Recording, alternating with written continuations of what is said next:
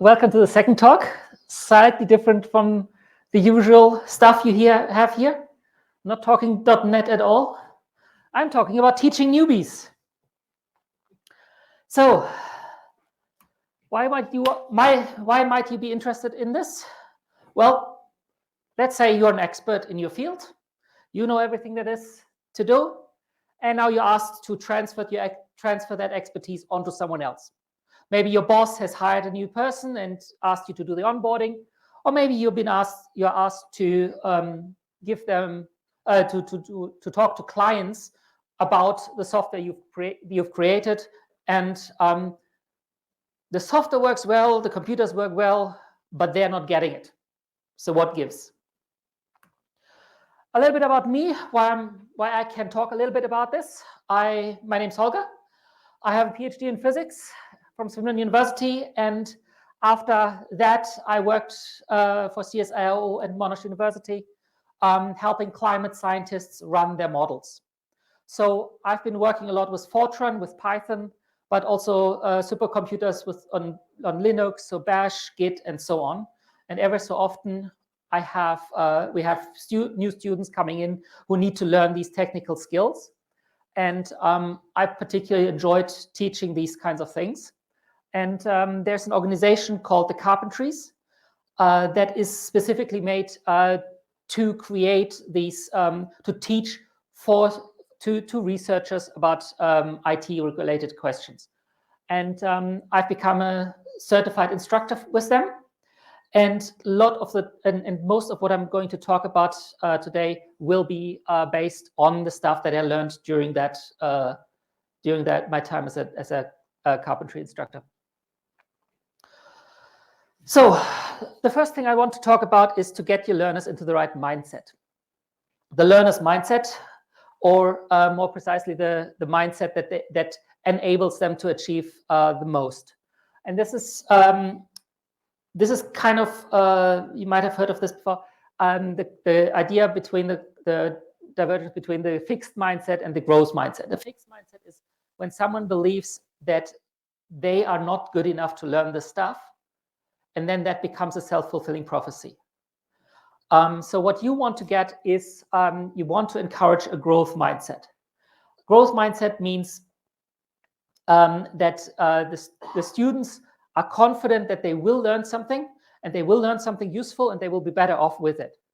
And this curiosity and this curiosity is what you have to impart in your learners. So, the best thing is to start strong right away by having the first thing that they learn to be something quick and useful. This motivates people because they immediately see results of the stuff that you tell them, and this can keep them motivated for a very long time. During the lessons, acknowledge the effort that people put in. It's not so much about the successes themselves, it's that reinforce that the stuff that they are learning something, that they're doing good by being there and by achieving the stuff that they do. Mistakes happen during the learning. They're supposed to happen. The mistakes are learning opportunities. So when someone makes a mistake, it doesn't work the way that it intended to do, focus on the fact that they can work through this, and then encourage and then remind them that, look, you had these issues and you were able to solve them, because this again empowers them and makes them more likely to believe that they can achieve stuff. And now comes the stuff you don't want to do. There are lots of things that you can say or do that closes the mindset, that creates a fixed mindset in your learners. And so I'm going to list a few things that you should try to avoid doing at all costs. The first is, do not talk down either on people or tools. Now, you might have a very low opinion of a certain person or a certain tool, but if you talk down on them, these persons or these tools might be something that your learners have listened to or used in the past to some success, and you dismissing these things, or people will put them down and will make them feel inadequate. Do not exclude people. And what I'm saying with this is, if you have a group of people, if you have a group of learners, there is sometimes a situation where one of your learners might, or two, might want to get with you into the weeds of your topic, and then you start talking to them about very in-depth stuff, and everyone else sees only the two of you talking about stuff that they don't understand, so they believe these two, they are good and I'm not, so I can't learn this, I might as well not try. Also, don't try to exaggerate your skill. It makes you less approachable. And what you want to do in order for your learners to learn, they need to see their path to where you are. And the more you try to be above them, the less likely that is. The next one is really, really easy to do wrong. And that's using words like just or easy. Because it's so easy to do wrong because it's so tempting to try to encourage them by saying the next challenge is easy. The next task is you just have to do this little thing. But the problem is that signals that this next task is supposed to be easy, but some of your learners will have trouble with it, will face challenges. And if they believe that that the task is easy and they still have trouble, again, it makes them believe that they cannot do it, that they are not cut out for this kind of work. And this is the exact opposite of what you want to do. Sometimes during the learning, you might have designed an exercise for them to do. And then if you do that, that's good, and this is really helpful, but do not take over the keyboard for them if they're struggling. Again, this is a very clear signal. You're not good enough for this. I have to do it for you. So do your utmost to get them to do it for you. If you have to look over their shoulders and tell them, look, and have to encourage them specifically, go do this, do that, still better than taking this over. Yes, you can do it in 5 seconds flat, but they will not only will they have not learned anything, but also they believe that they are not good enough because you had to take over for them. Sometimes your students might say really stupid stuff. Try to not make them see that you consider what they just said stupid.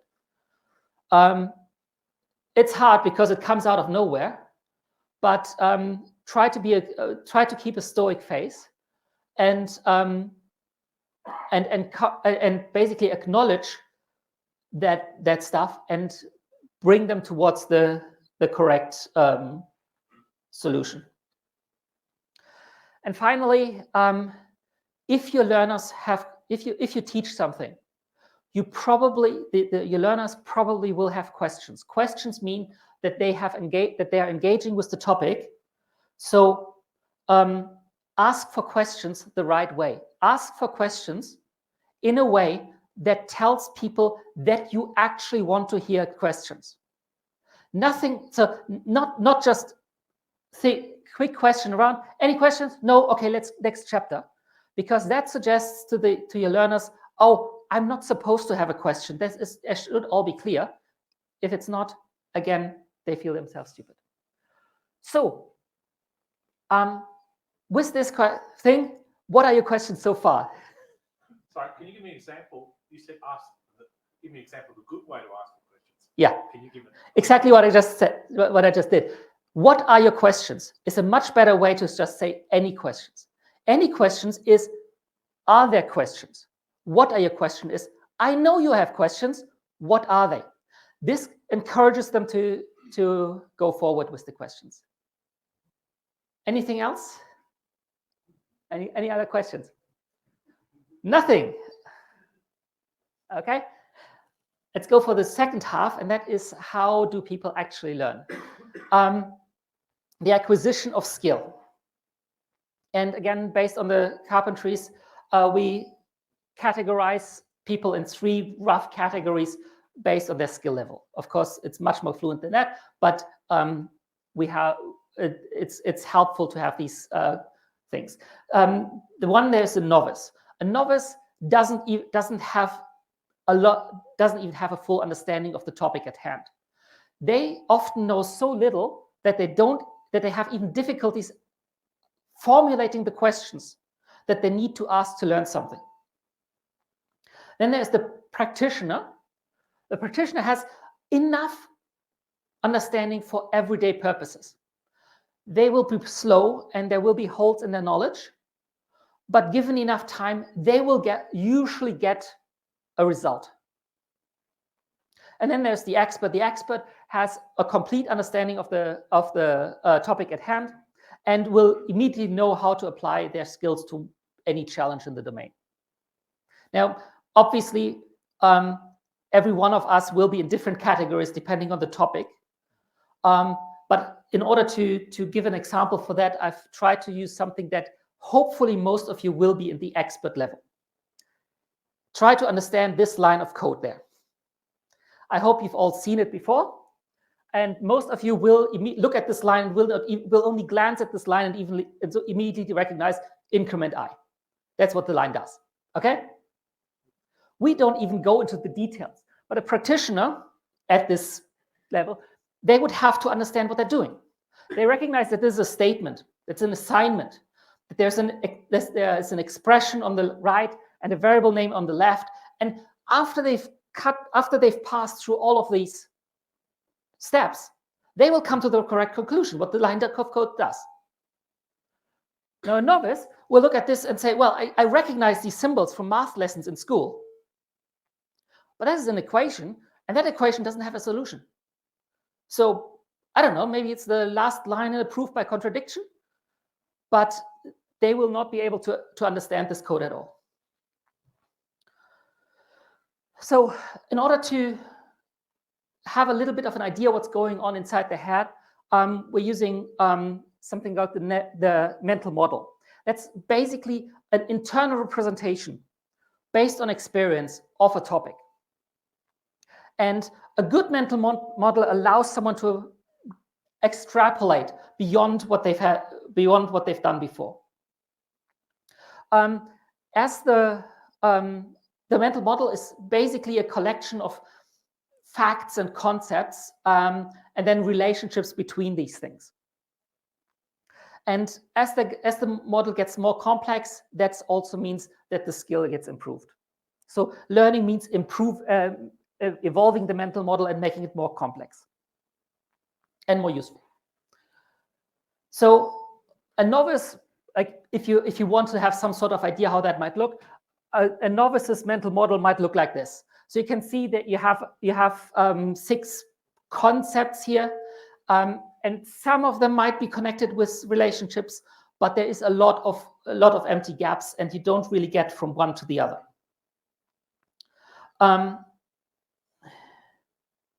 Sorry, I'm just looking at my notes.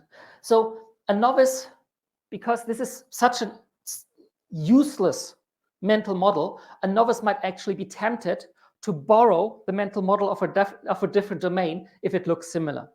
Like what I just said about looking at these symbols and say, this looks like mathematics, but it will usually not create the right results. A practitioner, now you have a mental model that is somewhat connected. So basically everything is connected somehow. They will have to go through individual steps to get from one location to another, but they can get there. And then for an expert, there are relationships all over the place. Okay, so lots of shortcuts, lots of connections. Everything gets so dense and so concentrated that this all merges together. And this means that an expert has actually, if they're not prepared for this, actually has really hard time remembering all the individual steps that make up this mental model.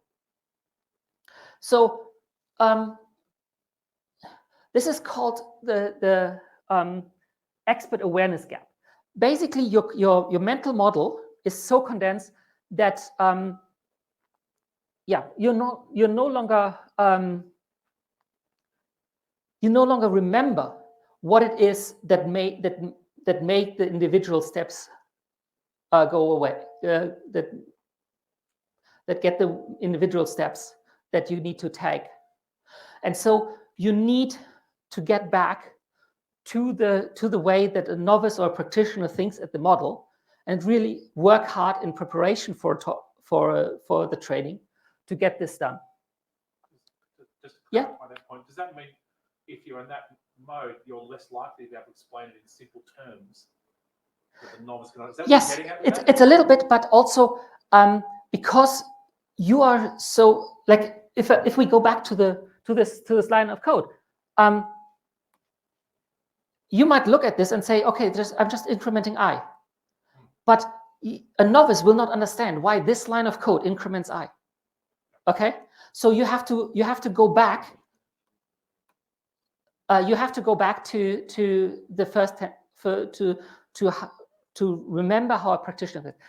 This is actually a real thing, that sometimes, paradoxically, someone who has just learned a topic is probably much better teacher of that topic than someone who's done it for 20 years. Explicitly for this reason. If you're forced to do this, what I can recommend is seek feedback of you plan for the training, and seek feedback from people who are not as much of an expert as you are, to make sure that you figure out these spots. If you have to talk to your partner at home, they know nothing about this, doesn't matter. You want to talk to someone who doesn't know anything about it. Okay? To get your learners, you want to get the learners from here to here. You want to get them just from the novice level to the practitioner level, because from the practitioner level, they start to become useful. They will use their skills, and that is practice, and that evolves the model to the higher levels. This is the important step. So in order to get there, take small steps, one small step at a time, to map out the path to get to the solution. If the carpentries have their lessons, have lessons on their webpage that you can use, and if you look at them, you will notice just how really, really slow these lessons are. They're talking 15 minutes about single instructions, because it's so important that they get these individual steps right. Once the learners can use it, then they can work on themselves. Analogies can be useful, and if you can use them, they can be a huge boost to your learning. Basically, it means you borrow the mental model of a different topic and superimpose it onto the topic at hand. But all analogies break down somewhere, and if they break down, they get inaccurate results, and they might get stuck. So before using an analogy, you have to think very carefully about how useful is this analogy, and how big are the dangers of introducing this. So what happens when your mental model fails, when you get incorrect results? This is, especially during learning, a really good thing. But we can categorize them in different ways. The first one is the factual error. The factual error is these aren't really failures of the model. It's just that they got something wrong. Maybe they believe that the capital of Brazil is Rio de Janeiro, and all you have to do is basically state the correct fact. And it will get better. More difficult is the broken model. They are harder to address because the model that your learner is using often they have used it often in the past successfully. So often the model, they have used it successfully. It has made correct predictions, but now suddenly in the new challenge it's failing. So in order to correct that, what helps there is to let the learner really reason through their individual steps. How do they get to the wrong conclusion? And then that way you can pinpoint where is the mental model wrong and when it doesn't meet them. But on the other hand, if you manage to do that, that's fantastic, because this is where real learning happens. Afterwards, their model will become more robust and better suited to the task. Now, I've also pointed out here fundamental beliefs.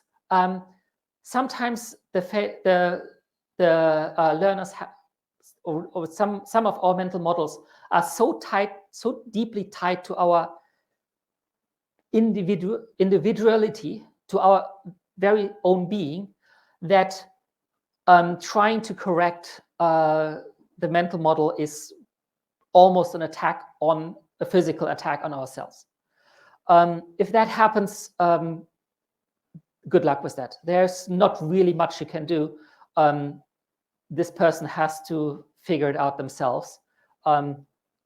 Fortunately, especially in IT, that doesn't happen all that often.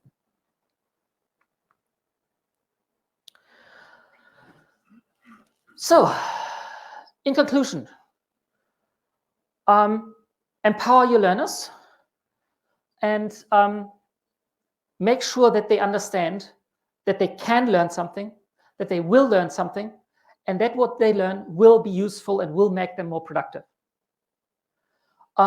Avoid the fixed mindset. Avoid language or actions that suggest to their learners that they might not be as smart as they need to be. You always want to keep them happy and open-minded. As you're learning, take really small steps. You just need to get them from novice to practitioner. Now, if you say, oh, but mine are already practitioners, I don't need to get them back there. Well, change the scale a little bit so that they are back to novice. In the new domain, they're back to novice. Because ultimately, to get from practitioner to expert, that is practice. And that's not something you can teach. And big one, mind the expert awareness gap. If you don't mind that gap, you will run headlong into it, and you will not get anywhere effectively. A few words for closing. Teaching is a skill distinct from expertise. Like any skill, it can only truly be acquired through practice. And you will mess up. And that's okay. Just be transparent when you do. In fact, small side notes, making mistakes as a teacher, super, super useful. Because two things. First up, your learners will see you make the mistake, recognize the mistake, fix the mistake, and they will learn from this how they will be able to approach their own mistakes and how to fix their own mistakes. But the second thing, and probably even more important, they see their teacher has made a mistake. So when they make their own mistakes, they will recognize that this doesn't mean that they're a failure. They will have the tools to fix them and to get better. And so, for final time, what are your questions?